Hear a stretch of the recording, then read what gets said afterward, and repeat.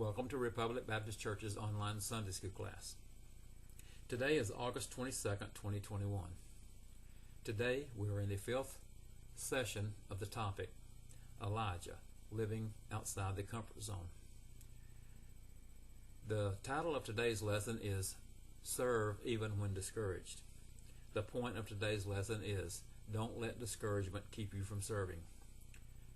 The scripture for today's lesson comes from 1 Kings chapter 19, verses 1 through 5a and verses 11 through 18. Ahab told Jezebel everything that Elijah had done and how he had killed the prophets with the sword. So Jezebel sent a messenger to Elijah saying, "May the gods punish me and do so severely if I don't make your life like the life of one of them by this time tomorrow." Then Elijah became afraid and immediately ran for his life. When he came to Beersheba that belonged to Judah, he left his servant there, but he went on a day's journey into the wilderness. He sat down under a broom tree and prayed that he might die.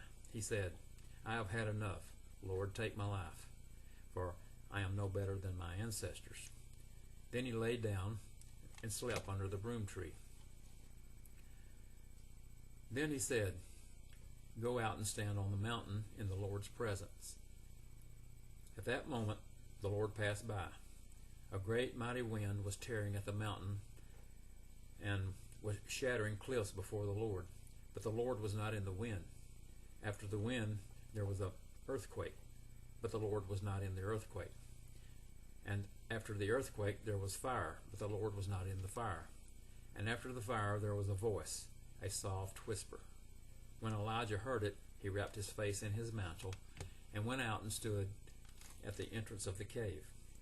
Suddenly a voice came to him and said, "What are you doing here, Elijah?" "I have been very zealous for the Lord God of armies," he replied. "But the Israelites have abandoned your covenant, torn down your altars, and killed your prophets with the sword. I alone am left, and they are looking for me to take my life." Then the Lord said to him, "Go and return by the way you came to the wilderness of Damascus. When you arrive, you are to anoint Hazael as king over Aram. You are to anoint Jehu, son of Nimshi, as king over Israel, and Elisha, son of Shaphat, from Abel-Meholah, as prophet in your place. Then Jehu will put to death whoever escapes the sword of Hazael, and Elisha will put to death whoever escapes the sword of Jehu. But I will leave 7,000 in Israel, every knee that has not bowed to Baal, and every mouth that has not kissed him." On May the 15th, 2016, 28-year-old Australian golfer Jason Day won the Players' Championship tournament on the stadium course at TPS Sawgrass in Ponte Vedra Beach, Florida. He was the first wire-to-wire winner, leading in every round, at Sawgrass in 16 years. Day's solid victory that day over the best golfers in the circuit established his #1 ranking in the golf world. But once he clinched the #1 spot, Jason Day floundered. He never won again in 2016, and not at all in 2017. In 2018, he explained, "I got burned out being #1. It's easy to get burned out in a position that you're in the spotlight. It can be demanding at times." Day's story sounds a lot like Elijah's in 1 Kings chapter 19. Coming off his spectacular victory against the prophets of Baal on Mount Carmel, the prophet stumbled into deep discouragement. How God met him in that moment can inspire all of us who find ourselves burned out and ready to give up. In verse 4, we saw the word broom tree. In the King James Version, it's called a juniper tree. But this is a tree that is common in this area. This white flowering bush grew between 5 to 10 feet in height, tall enough to offer scarce shade in this dry, desolate region.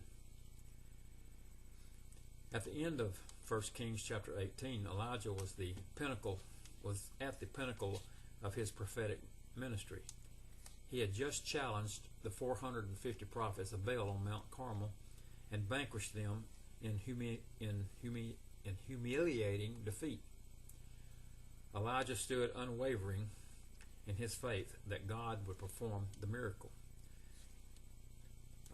The false god Baal could not.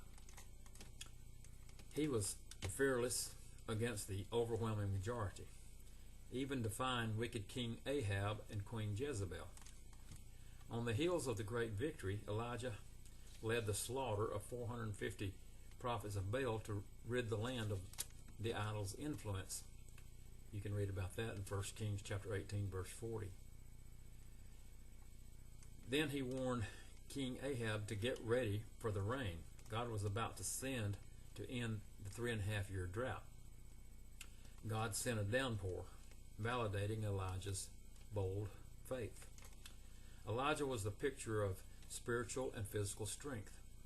The power of the Lord was on Elijah, and he tucked his mantle under his belt and ran ahead of Ahab to the entrance of Jezreel.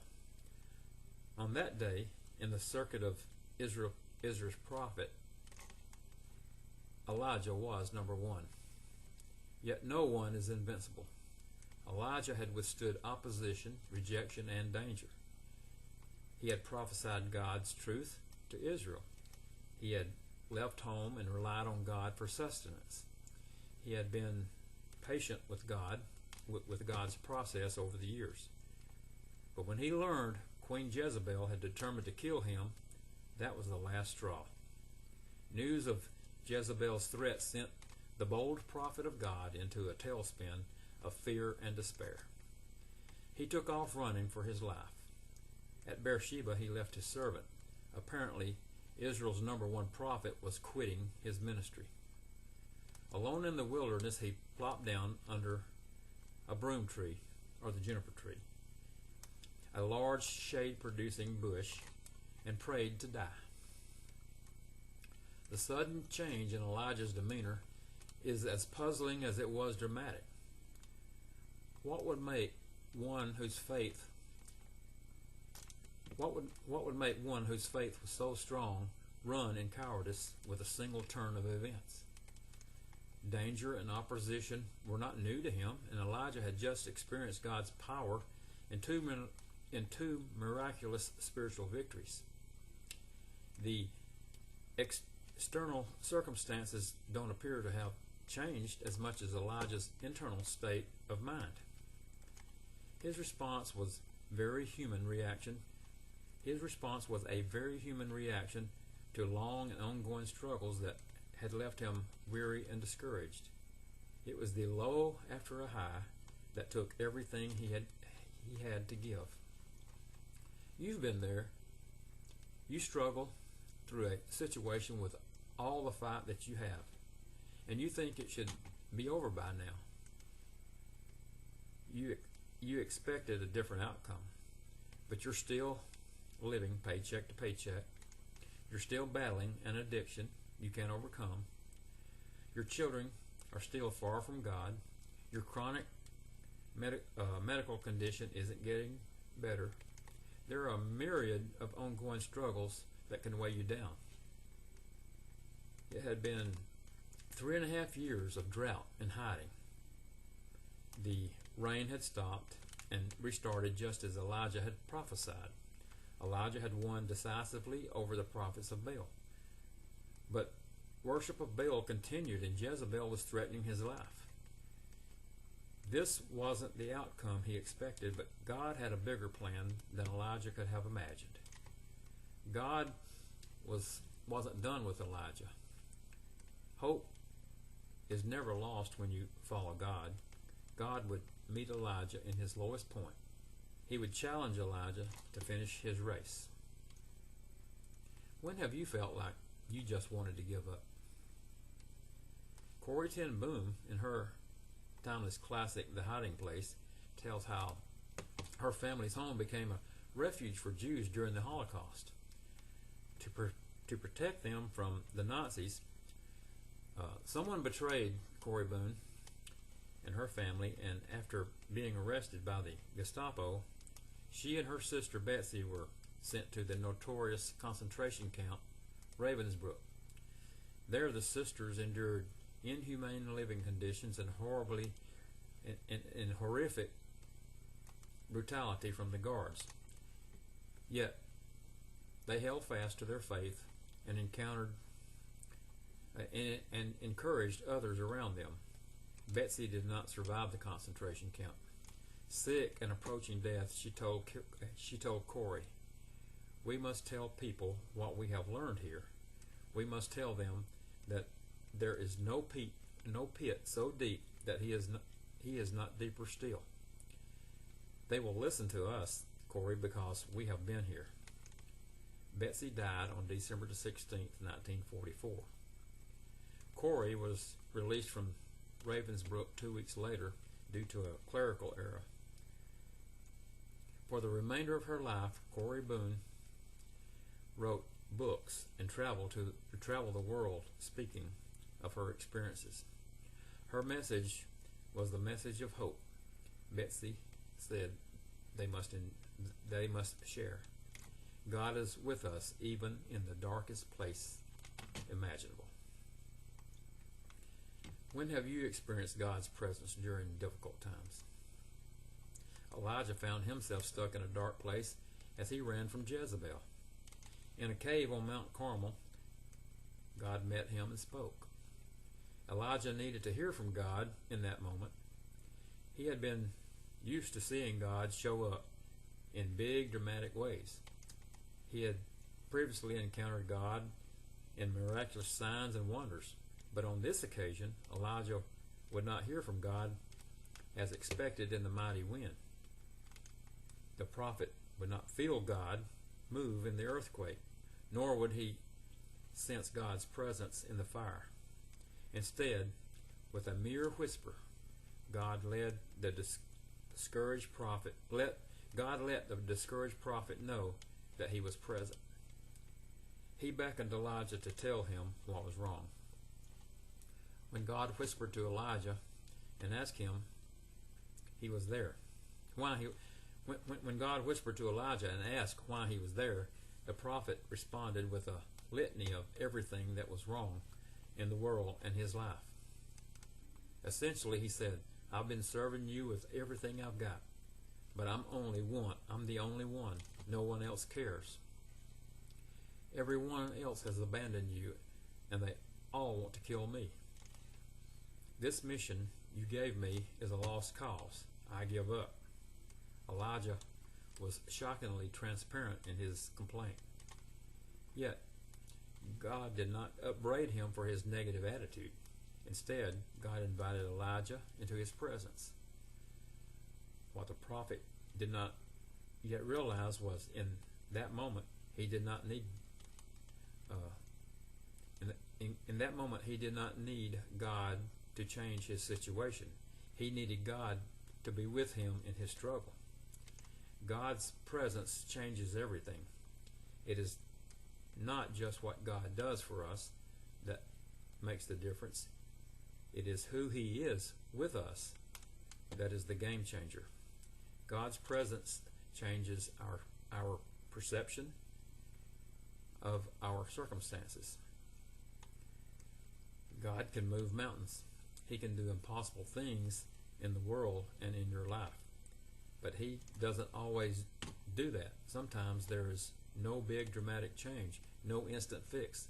Sometimes the answer is just God quietly present us with our discouragement. Let me read that again. Sometimes the answer is just God quietly present us with our discouragement, urging us to hold on for one more day, knowing he is with us. How can we recognize God speaks? How has God spoken to you through some methods. Think about these. How has God spoken to you through the Bible, through worship, through other people, through circumstances, through prayer, through sermons and podcasts, through books, through a soft whisper? Has God spoken to you through several of these? Probably so if you were listening. What was God's message to you when he spoke to you? Elijah may have thought he was finished, but that was not God's view. You are never too old, too tired, or too discouraged for God to use you. In that lonely place where Elijah found himself, at the deepest point of discouragement, God whispered a message to the prophet. I'm not done with you yet. Life had not turned out as Elijah expected, but God was still very much in control. He was working out his greater plan with Elijah, playing the vital role God had designed him to play. Any believer with some life experience can relate to Elijah's state of mind. We've had that feeling of, what more can I do? I have nothing left to give. I've been faithful in serving God, but I've reached the end of my rope. Someone else will have to carry on. When Elijah was ready to quit, God reminded him his purpose was not over. He instructed Elijah to do 3 things. One was international politics. Elijah was to anoint Hazael king over Aram, which is Syria today. This would demonstrate God is sovereign over a non-Israelite country. And he would instruct Elijah to take on national affairs. Elijah was to anoint Jehu king over Israel. This would reestablish God's sovereignty over the northern kingdom. And God would instruct Elijah to spiritual leadership. Elijah was to anoint Elisha as his own replacement. God was working out his purposes by placing in leadership those who would carry out his plans. Jehu would aid Hazael in ridding the land of idol worshippers, and any who escaped their purge would be subject to the spiritual judgment Elisha brought. When we're discouraged, prayer is vital. We can ask God to change a discouraging situation, but sometimes we need to hear from him in order to change our perspective. After reaffirming Elijah's purpose, God left him with a word of encouragement by showing him the truth that 7,000 faithful Yahweh worshippers remained in Israel.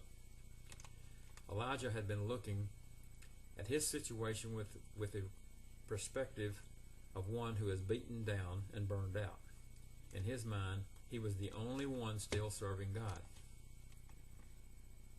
Chris Hill Scott was one of 3 co-founders of a company called SwiftKey.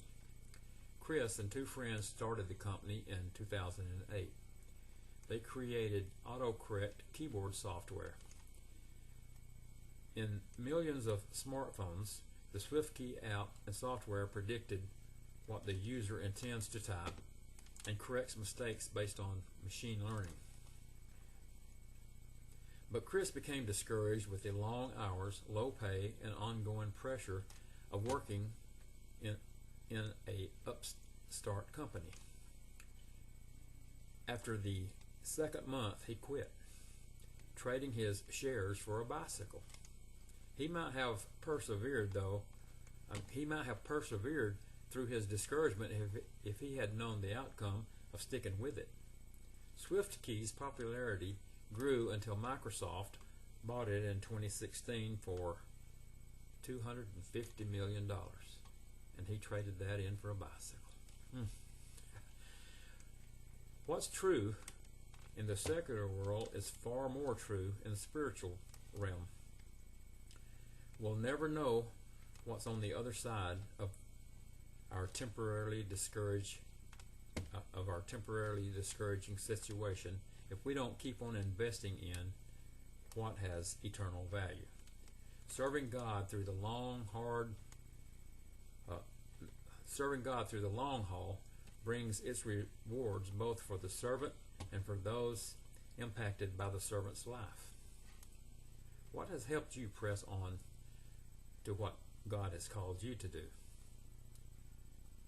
Discouragement fades when we recognize God's presence with us and receives His strength to fight the battle one more day. What will you do to keep discouragement at bay while you serve? 1. Pray. Revise your prayers this week from God, change my situation to God, change my perspective. And thank someone who has encouraged you by their perseverance to serve God through discouraging circumstances.